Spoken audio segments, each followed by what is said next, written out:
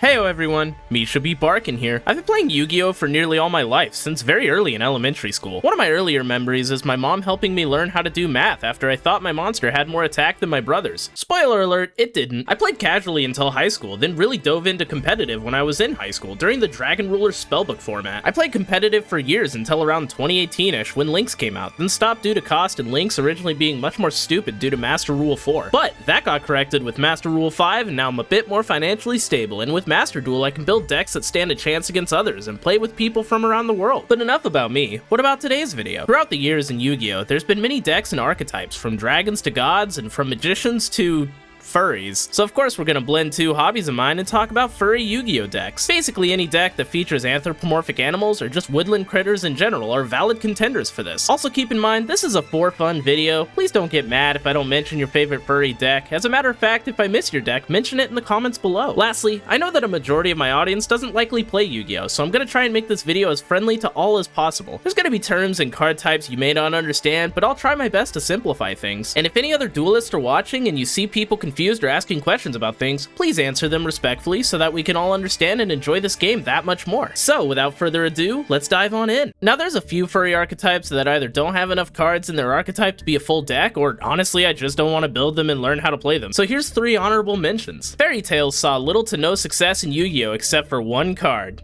Fairy Tail Snow. I just felt everyone who played during grass format shudder. Fairy Tail Snow states that if it's in your graveyard, you can banish 7 cards from your hand, field, or graveyard to special summon it. Upon summon, it can flip 1 card on your opponent's field to face down defense position. Now to non-Yu-Gi-Oh! Players, this might not seem that bad, but this is not once per turn. This single card can stop an entire attack push just by constantly special summoning itself and flipping all the opposing monsters face down. 1 card being able to stop entire decks is not exactly healthy for the game. Snow was a rough format to play through until the card would be banned, and fairy tales haven't really popped up since.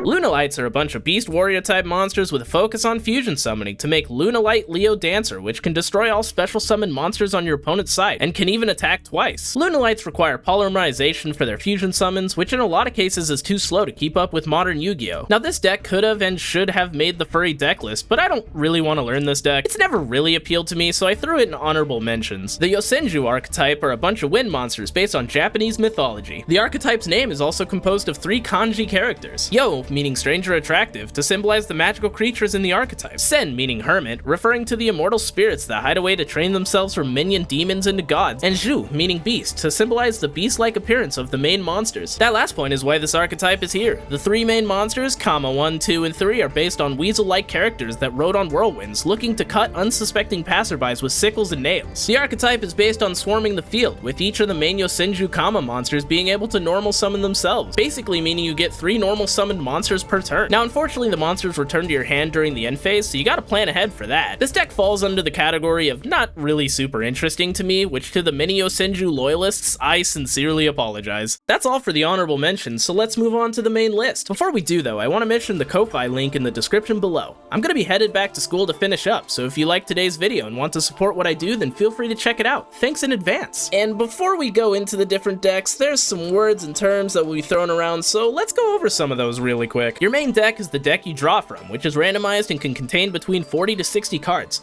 The extra deck is the smaller deck on the left side and can contain anywhere from 0 to 15 cards. These cards are face down, but you get to choose the order and what type of cards are in your extra deck. Your extra deck can contain fusion, synchro, Xyz, or link monsters. Don't worry, we'll talk about those in a sec. The front 5 spaces are your monster zones, and the back 5 are your spell and trap card zones. These sideways gem arrows and the zones in the middle we'll discuss here in a sec, as they pertain to very special card types. Spells are the green cards and can be used from the hand or set face down, but traps are the red cards and can't be used from the hand or the turn they were set. You can use traps on your opponent's turn, but not spells, unless they have this little lightning bolt symbol. Those are called quick plays. If a spell or trap has an infinity symbol on it, it's continuous and stays face up on the field until it's destroyed. The spot above your deck is your graveyard, where cards go after being destroyed or used, and above that is the banner zone, which is where cards go if directed by an effect. For example, Fluffle Wings can banish itself and another Fluffle monster, so we'll take Fluffle Wings and Fluffle Bear and set them in the banish pile. The zone over here is your field spell zone. You and your opponent may both have a field spell at the same time. A normal summon is your usual boring summon. You You get one of these per turn. Special summons mean to put a monster on the field. You can have as many of these as you want. There are many types of special summons beside the basic special summons, such as fusion summoning, which uses the purple cards and oftentimes uses a card called polymerization. Most fusion monsters will list 2 different monsters on its card text. As long as you have those either in your hand or on the field, and you have polymerization, you can fusion summon. Synchro summoning uses the white cards. This requires a monster type called a tuner and 1 or more non-tuner monsters. The stars on the monster you're using have to add up to the amount of stars on the synchro monster you're wanting to make. For example, Melfi Penny and Melfi Puppy can make a level 4 synchro monster. Xyz summoning uses the black cards and usually requires 2 or more monsters of the same level. Usually. These cards stay on the field and are attached to the Xyz monster as material, and can be detached and sent to the graveyard to trigger many effects. Pendulums, or the green and orange cards, are both monsters and spells, but only one at a time. These cards are either played as monsters, in which case you use this text box, or as a face-up spell card, in which you'll place it in one of the 2 pendulum zones face up and follow the effect in the smaller text box. These numbers represent the pendulum scale, and if you have 2 pendulum monsters with different scales, you can special summon as many monsters from your hand as you want, so long as their levels are in between the pendulum scales. For example, if I have a Magispectre Cat Nekomata and a Magispectre Raccoon Bunbuku in the pendulum zones, I can perform a pendulum summon and special summon Magispectre Fox Kyubi and Magispectre Todo Gamma for my hand. When a pendulum monster is destroyed, it goes to the extra deck face up instead of the graveyard. And lastly is link summoning, the newest mechanic. These are the blue cards with the arrows. Link summoning works a lot like synchro summoning, but without the level requirement or tuner, just the amount of monsters. The required amount of monsters and types will be listed in the text box, as well as in the bottom right of the card. Cross Sheep is a link too, so it requires 2 monsters to be link summoned, but according to the text box, they have to have different names. So I can't use 2 Fluffle Dogs, but I can use Fluffle Dog and Fluffle Sheep. Link summoned monsters go in the extra monster zone, located in the middle of the field, or on one of the zones that the red arrow points to. You can also do what's called laddering, in which you use another link monster to summon a stronger link monster. Nightmare Unicorn is a link 3, but we can use Cross Sheep as 2 monsters, since Cross Sheep is a link 2, so in this case we only need 1 extra monster. Let's use our extra Fluffle Dog we couldn't use earlier. Okay, sorry about the trial by fire crash course, but I hope that at least helped you understand what you're about to see, and if not, well, ogle at the hot wolf man and daw at the cute woodland critters, and let's get started. Of course I had to start the video off with the literal furry deck, right? For hires are a bunch of anthropomorphic mercenaries, whom are hired by various groups to complete tasks. Fun fact, for hires actually mess with the card text in the English TCG. Most cards will say the archetype, then the card name, such as search for a gusto card, but for hires flip the script and say search for a monster for hire. This pissed off some duelists, but I thought it was cute. The level 4 or lower for hires are able to special summon other monsters, while the bigger monsters have more destructive effects upon being summoned, and have protection effects that keep you safe on your opponent's turn. Nearly all of the for hires are important, but Beat Blade Master for hire is one of the most important searchers, as it can search another for hire, then use its other effect to immediately special summon it. Raphael, Champion for hire, is another important card, as he's the strongest for hire and can excavate cards equal to the amount of monsters for hire and add 1 card to the hand. Lastly, the link monster Folgo, Justice for hire, is wow.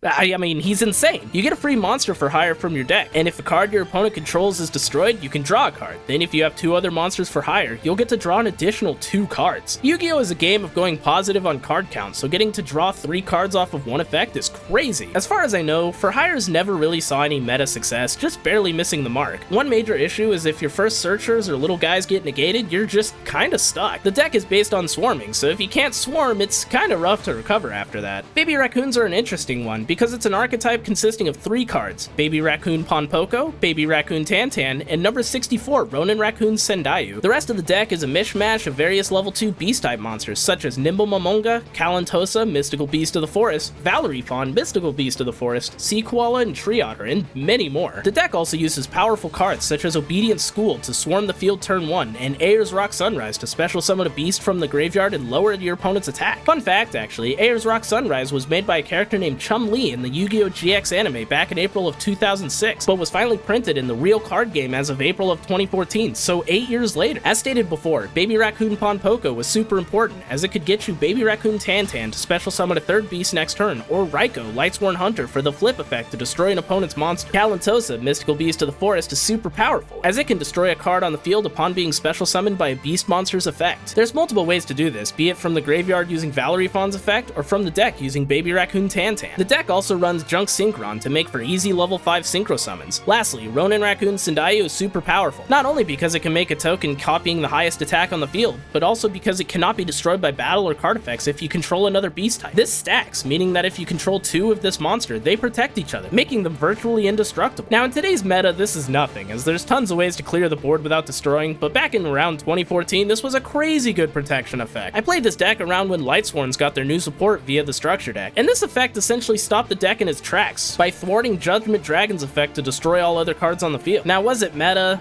Baby Raccoons were never super good, never really saw meta success, and they've definitely been power crept out of relevancy by now. The deck was a contender for an anti-meta pick, but it was never really in the limelight of topping events. Ronin Raccoon Sendai, however, still pokes its head up in some deck lists from time to time, such as in Melies, which we'll talk about later in this video. Gladiator Beasts are based on Roman Colosseum fighters, but are primarily made up of anthropomorphic animals with futuristic armor and weapons. The deck's main gimmick is that they all have effects when special summoned by the effects of other Gladiator Beast monsters. This is actually really super easy to do, as each Gladiator Beast says that if they battled and survived, at the end of the battle phase they can shuffle themselves back into the deck and special summon another Gladiator Beast to the field in its place. This is a really cool mechanic. I don't know why, but I was dreading installing on learning and playing this deck, but now that I understand, it's a really fun deck to play. Gladiator Beast Laquari is really good for getting over big monsters, as if it's special summoned, its attack becomes 2100. Gladiator Beast Bestiari is a good spell and trap removal, being able to destroy a spell or trap upon special summon. Gladiator Beast Murmillo can destroy a monster when it's special summoned, so while its stats may not be super impressive, it's paramount to the deck's success and helps get over strong monsters. The deck has 2 fusion monsters, and both are really useful. The deck was one of the first decks to introduce contact fusions, which means they can special summon powerful fusion monsters from the extra deck without the use of polymerization. Gladiator Beast Gyzaris, I forgot to double check how to pronounce these two, oh no. Gladiator Beast Gyzaris is able to destroy 2 cards when it's special summoned, and Gladiator Beast Heraclinos is able to negate a spell or trap during either player's turn simply by discarding a card. This isn't once per turn either, so as long as you have cards to pitch, you can keep on negating. Now this deck was before my time playing competitive Yu-Gi-Oh, but as far as I know, it did in fact see meta success. It's even seeing success in today's game, but in a very particular format. There's a really popular format going on right now called Edison format, which is based on the state of the game in April of 2010. Basically, you use the ban list that existed then, and any cards that existed then, and no cards past that point. People believe this is the highlight of the game, where Yu-Gi-Oh was at its prime, and Gladiator Beasts are right up there topping charts. Pearly is an adorable archetype that only consists of 2 main deck monsters, Pearly and Pearly.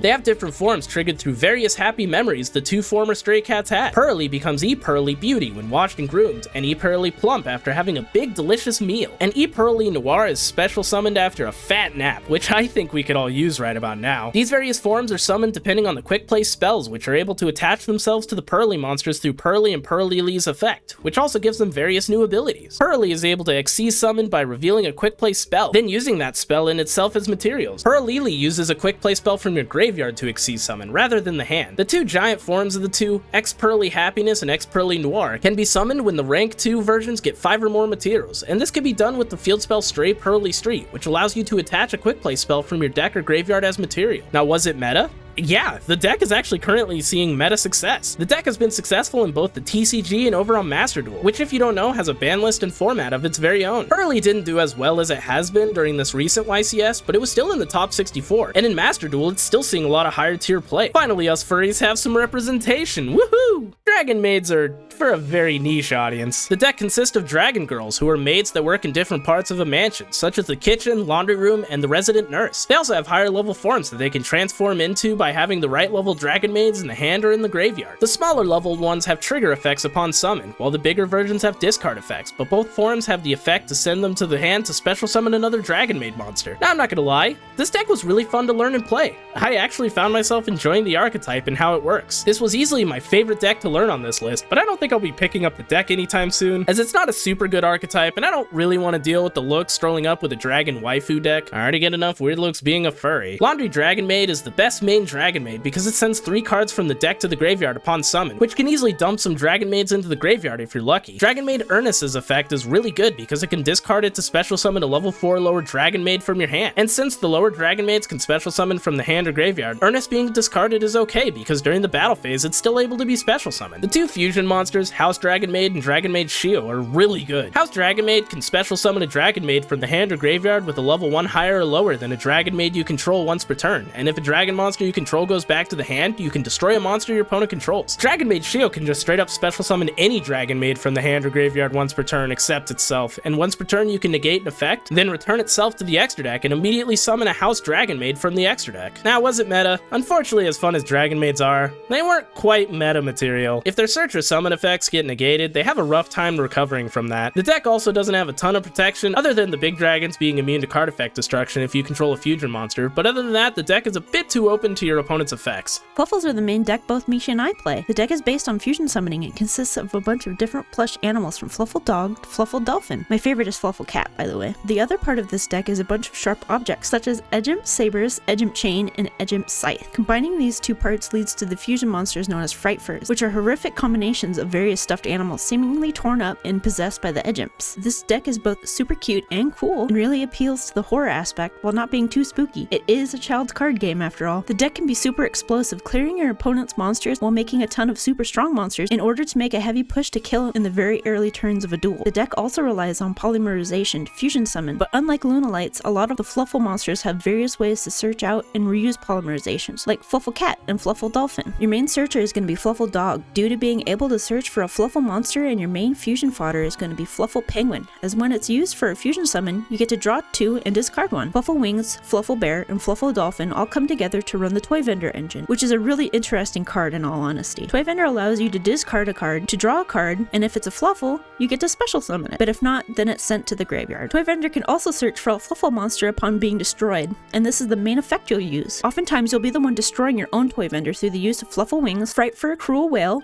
or tech cards such as Twin Twisters or Foolish Burial Goods. For the Frightfurs, Frightfur Kraken is able to send a monster from your opponent's field to the graveyard. Send, not destroy. This gets around cards that say can't be destroyed by card effect. Kraken can also attack twice. Frightfur Cool Whale is interesting because it's able to destroy a card in both sides of the field upon summon, so it'll often be able to destroy Toy Vendor for a free search as well as pop an opponent's card. Frightfur Tiger is able to destroy the amount of cards on the field equal to the amount of monsters used for its fusion summon, so Tiger alone can clear an entire field if need be. Tiger also boosts each Frightfur by 300 attack for each Fluffle or Frightfur on the field. Lastly is Frightfur Sabertooth, which can bring back a Frightfur as well as boosting all Frightfurs by 400. Also, if you use 3 monsters for Sabertooth summon, it cannot be destroyed by battle or card effect, which is good for protection in case your hard push fails. Was it meta? Fluffles have always been an okay deck, but have never seen any tournament or meta success. The deck is a bit too much of a glass cannon to be viable against tier 1 decks, but it's still a surprise pick if played right. It can lead to a victory. Melfies are easily the most adorable deck on this list. The deck is literally the definition of woodland critters, with the main boss monsters of the deck being a big party of the animals altogether. This is also one of the most interesting decks on the list, with almost all of your combos and such taking place on your opponent's turn. Almost all of the main deck Melfies say that when your opponent summons a monster or targets a Melfie you control with an attack, you can send them back to the hand to trigger various effects, which we'll discuss in a second. This is the Melfies quote-unquote running away, as they're just little animals who can't really defend themselves until coming together to make stronger monsters, or hiding behind their mom, also known as Melfie Mommy. It's a bit of a weird name, I know. The deck usually runs all of the Melfies, but the best ones are Melfie Puppy, which can special summon a Melfie from the deck, Melfie Wally, which special summons 2 from the deck, and Melfie Penny, which is the deck's tuner for synchro summons. Penny says that when a beast-type monster is returned to the hand, you can special summon Penny, then immediately synchro summon using it and Melfie monsters from your hand. Most of the time, you'll use this effect to make Merry Melfies, which can return a monster to the hand. They can also special summon an Xyz monster by sending themselves back to the extra deck, which leads to Melfie Mommy coming to protect her friends. Melfie Mommy gains various effects based on the amount of materials attached to it, which it can continuously add to during either player's turn. 3, can't be destroyed. 4, you take no damage involving this card, and 5 says your opponent takes any damage involving this card in opposing attacking monsters. If you want to be more aggressive, you can also choose Joyous Melfies, which can allow your Melfie monsters to attack directly, and with 2000 attack, it sure can pack a punch. Now, was it meta? All of that being said, the deck is really not that good. The deck has seen 0 success past casual duels and will absolutely not get you a tournament win, let alone a locals. That being said, it's still a fun and cheap deck to play. Just don't expect to win super often. Crystal Beasts are easily one of the oldest archetypes on this list. Most of you likely remember this deck in the anime being used by Jesse Anderson. This deck has an interesting mechanic, with each of the Crystal Beasts having the effect that, upon destruction, they can move themselves to the spell and trap card zone, also known as being crystallized, instead of the graveyard. All of the Crystal Beasts are various gems and animals, those being Sapphire Pegasus, Ruby Carbuncle, Amber Mammoth, Topaz Tiger, Amethyst Cat, Cobalt Eagle, and Emerald Tortoise. The deck's main goal is to get 7 different Crystal Beasts on the field or in the graveyard to be able to special summon Rainbow Dragon with a staggering 4,000 attack. The main card is easily Crystal Beast Sapphire Pegasus. This allows you to immediately grab a Crystal Beast and put it in the spell or trap card zone, so it can either grab you an additional Crystal Beast or another Sapphire Pegasus for later use. Crystal Beast Ruby Carbuncle is really explosive, as if it's special summoned, you get to special summon as many Crystal Beasts as possible from the spell and trap card zone. This is easily attainable through the use of Crystal Beacon, which allows you to special summon a Crystal Beast from the deck if you have 2 or more in the spell or trap card zone. Crystal Beast Rainbow Dragon is a part of the newer Crystal Beast support and is super easy to summon from the hand. You can also banish it from the back row to special summon a Crystal Beast from the deck and add a Rainbow Dragon to your hand. Crystal Bond and Golden Rule are really good spell cards, and both allow you to add Crystal Beasts from the deck to the back row, with Golden Rule adding 2 and Crystal Bond adding 1 to your hand as well. Lastly, before the recent support, Rainbow Dragon was the biggest boss monster, but now there's 2 fusion monsters, Rainbow Overdragon and Ultimate Crystal Beast Rainbow Dragon Overdrive. That's hitting the word limit on an essay. Both of which are almost immediately summonable after you get Rainbow Dragon on the field. Now, is it meta? Now, as far as I know, Crystal Beasts have never seen a ton of success tournament-wise. That being said, Neshi is an unreal Crystal Beast player and has played the deck for a long time now, and has seen some pretty big success with the recent support, so if you want to pick up Crystal Beasts, there's a chance you might do good. Magic Spectres are a bunch of wind spellcaster pendulum monsters that are based on different animals, such as a raccoon, fox, toad, cat, crow, and even a unicorn.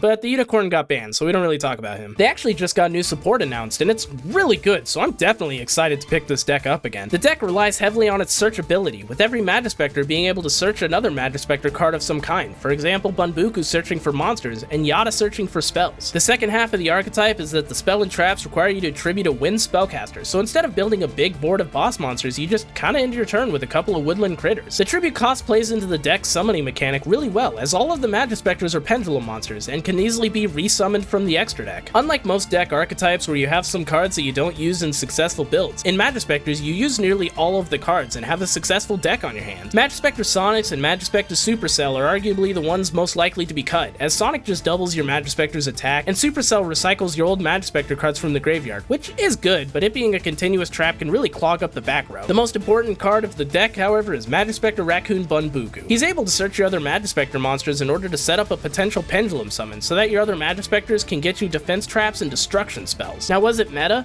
As far as I know, Magic Spectres were never in the limelight of meta builds, other than being splashed in more successful decks. For example, Draco Slayers have definitely seen meta success, and some people will splash Magic Spectres in that. A very popular build of Magic Spectres when I was playing, and even the version I played, was Magic Spectre Magicians, and that definitely saw some decent showings at tournaments, but never anything super successful as far as I know. I even took 23rd at a regionals playing Magic Spectre Magicians. Dino Wrestlers are, well, dinosaurs that wrestle. Full transparency, this was easily Misha's least favorite deck to play, which is why I'm doing this part. That's the only reason.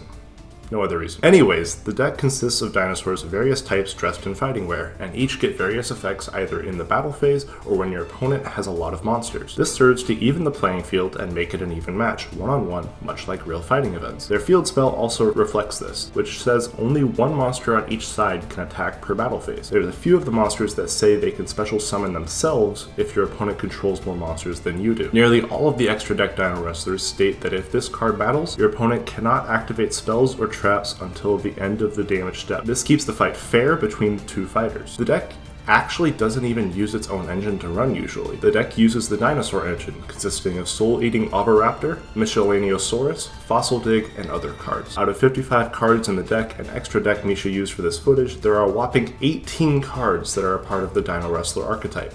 Only 18 cards in your own deck is not great. Ultimate Conductor Tyranno is almost more of a boss monster than any of the Dino Wrestler boss monsters, as a matter of fact, as it's a 3500 behemoth that's fairly easy to summon. Dino Wrestler Pankratops is actually crazy good though, so much so that it saw tons of success outside of its own archetype, and ended up getting limited to one because of it. Basically, if your opponent controls more monsters than you can special summon it, then during either player's turn, you can tribute a Dino Wrestler monster, usually itself, then destroy a card your opponent controls. The Synchro monster, Dino Wrestler Giga Spinosavate, is also a really good monster, as it makes it where your opponent can only target it for attacks, and with 3000 attack, that's a big wall to get over. It can also just straight up destroy a monster your opponent controls, and if it would be destroyed, you can pop a card you control instead. Dino Wrestlers have never seen meta success other than Dino Wrestler Pankratops. The only way the deck functions well is through the Dinosaur engine, and at that point, you're much better off just running the Dinosaur engine and forgetting the Dino Wrestlers altogether.